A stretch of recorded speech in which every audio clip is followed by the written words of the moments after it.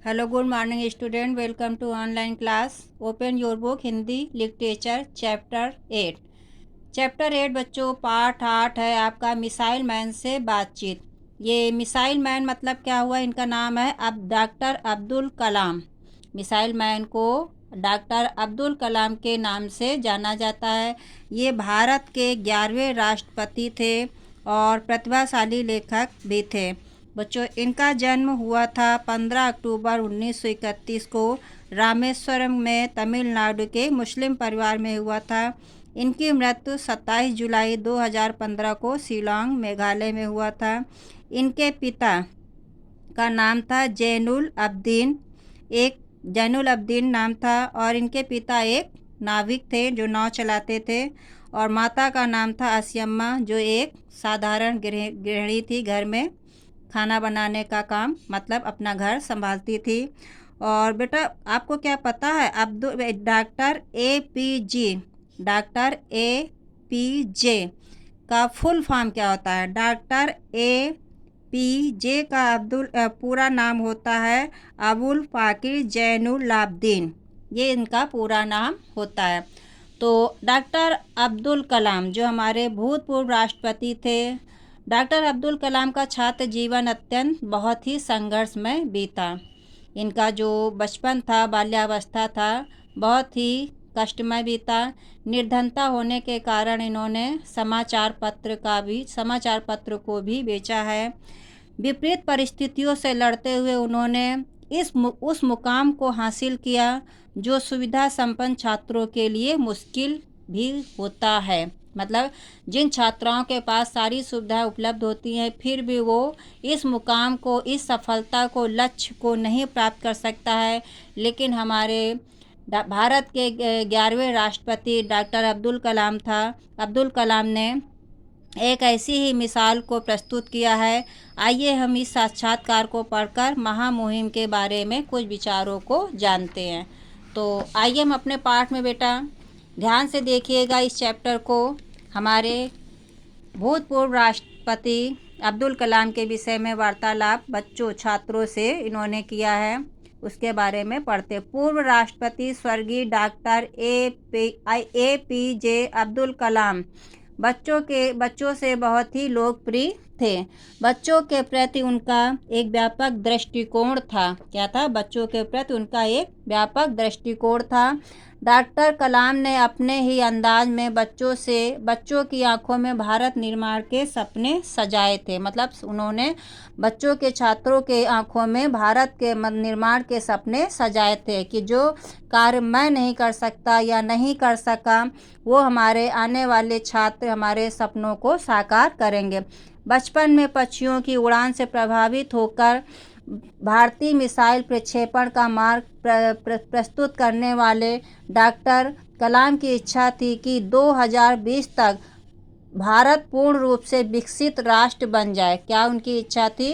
कि 2020 तक भारत जो है वो एक पूर्ण रूप से विकसित राष्ट्र बन जाए। यहाँ प्रस्तुत है डॉक्टर कलाम द्वारा किए गए साक्षात मतलब प्रश्नोत्तरी का कार्यक्रम था, उसके अंश प्रस्तुत हुए हैं। आइए प्रश्न है, एक वैज्ञानिक, अध्यापक और विज्ञान के विद्यार्थी के रूप में आप बाल दिवस पर बच्चों को क्या संदेश देना चाहेंगे? मतलब प्रश्न किया गया छात्रों से। तो उत्तर में उन्होंने बताया, मैं आपको वर्ष 1990 के प्रारंभ की एक घटना सुनाता हूँ। किसने कहा? भारत के जो राष्ट्रपति है उन्होंने कहा कि मैं आपको वर्ष 1990 के प्रारंभ की एक घटना सुनाता हूँ। अहमदाबाद में युवाओं के बातचीत के दौरान एक लड़की ने मुझसे पूछा, किससे पूछा? राष्ट्रपति से पूछा कि मैं भारत के गौरव का गीत कब गा सकूंगी। मतलब जो आपस में वार्तालाप प्रत्यक्ष रूप से बातचीत हुई तो उसमें राष्ट्रपति से एक लड़की ने पूछा कि मैं भारत के गीत कब गा सकूंगी। उस लड़की का भाई अमेरिका में था। मतलब जिस लड़की ने प्रश्न किया था राष्ट्रपति से, उस लड़की का भाई अमेरिका में था और वो हमेशा अमेरिका के बारे में शानदार बातें बताया करता था। स्वाभाविक सी बात है, जो जहाँ रहता है वो वहाँ की अच्छाइयों को बखानता है और गुणों की प्रशंसा करता है। तो उसकी बहन इन बातों से उत्सुकता आ गई। मतलब वो आश्चर्यचकित रहती थी और इसलिए उसने मुझसे सवाल किया, आखिर मैं भारत का गीत कब गा सकूंगी।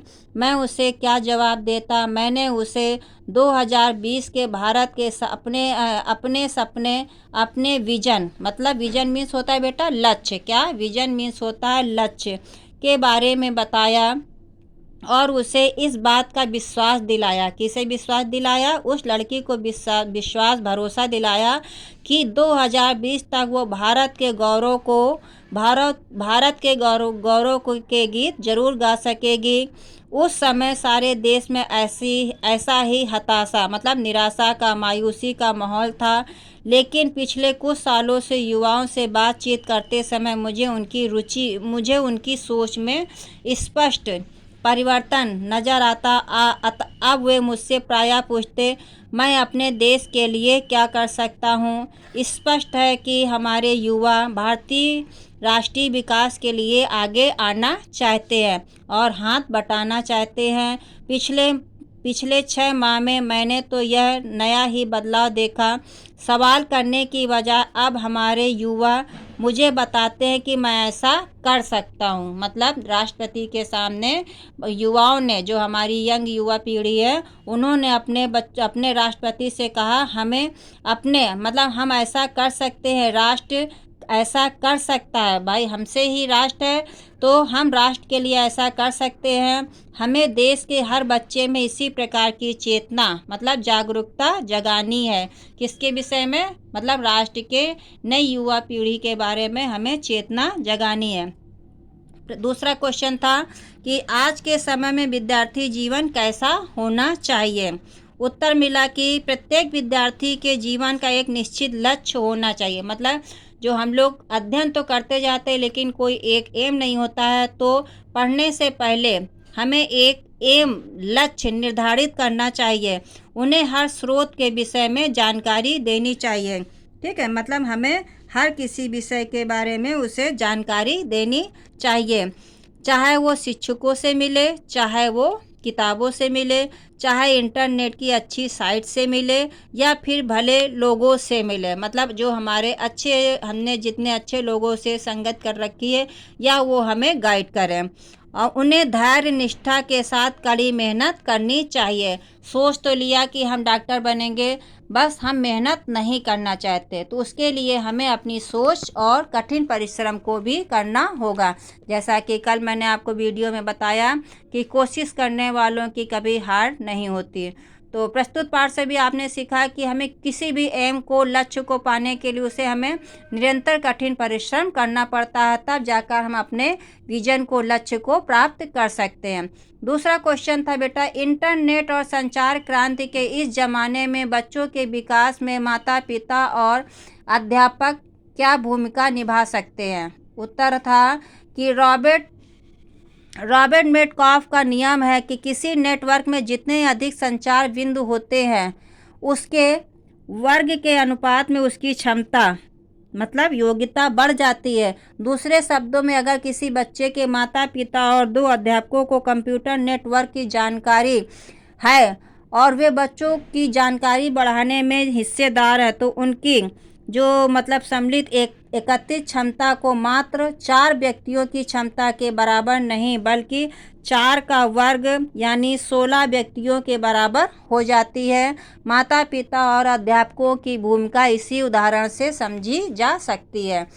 तो इस पाठ में मतलब बच्चों में वार्तालाप में संक्षेप में बताया गया बातचीत प्रत्यक्ष रूप से हुई है। दूसरा क्वेश्चन है कि बच्चों में विज्ञान के प्रति रुचि और वैज्ञानिक मानसिकता कैसे उत्पन्न की जा सकती है। मतलब किसी ने अब्दुल कलाम से पूछा कि अगर हम बच्चों को पढ़ाना तो साइंस वैज्ञानिक बनाना चाहते हैं, लेकिन उसके लिए हम बच्चों में मानसिकता कैसे विकास, उनकी जिज्ञासा कैसे उत्पन्न करें, कैसे उनको हम समझाएं। बच्चों में उत्तर था, बच्चों में विज्ञान के प्रति रुचि जगाने को लेकर मुझे जून 2009 में उत्तरी आयरलैंड के मेथोडिस्ट स्कूल की मेरी यात्रा याद आ गई। जैसे ही मैं स्कूल पहुंचा, स्कूल के अधिकारी मुझे 7वीं कक्षा में ले गए। मतलब ये उन्होंने हमारे राष्ट्रपति ने बताया कि मैं एक स्कूल में गया और मुझे वहाँ अधिकारी 7वीं कक्षा में ले गए, जहाँ एक अनुभवी अध्यापक बच्चों को खूब मन लगाकर पढ़ा रहे थे। अध्यापक ने कक्षा में 2-2 बच्चों के 15 समूह बनाए थे।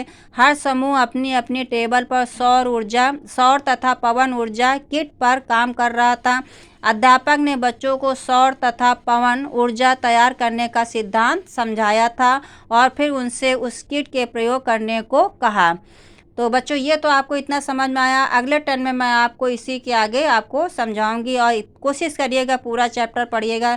फिर मैं वीडियो के माध्यम से सेकंड वीडियो आपको समझाने का प्रयास करूंगी। धन्यवाद। Bye bye.